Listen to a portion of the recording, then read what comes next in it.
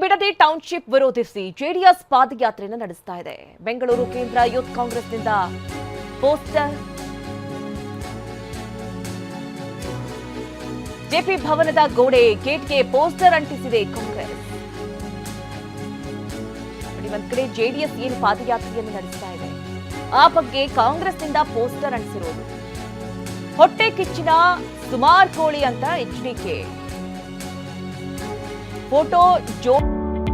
Hotel Management with AI. Join IIHM, International Institute of Hotel Management. ಜೋಡಣೆ ಅಂದ್ರೆ ಹೊಟ್ಟೆ ಕಿಚ್ಚಿನ ಸುಮಾರ್ ಕೋಳಿ ಅಂತೇಳಿ ಎಚ್ಡಿಕೆ ಫೋಟೋವನ್ನ ಜೋಡಣೆ ಮಾಡಿದ್ದಾರೆ.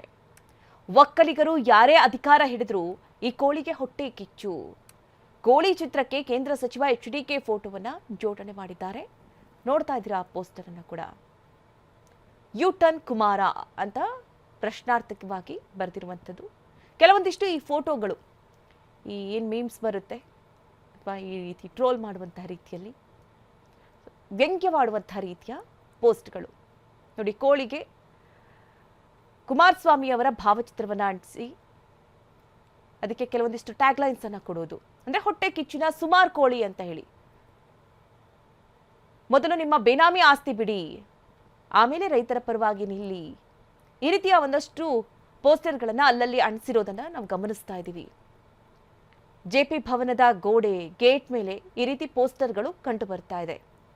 ಜೆಡಿಎಸ್ ಈಗಾಗಲೇ ಬಿಡದಿ ಟೌನ್ಶಿಪ್ ಅನ್ನು ವಿರೋಧಿಸಿ 3 ದಿನಗಳ ಕಾಲ ಪಾದಯಾತ್ರೆಯನ್ನು ನಡೆಸ್ತಾ ಇದೆ. ಇವತ್ತು ಕೊನೆಯ ದಿನ. ಹೀಗಾಗಿ ಈ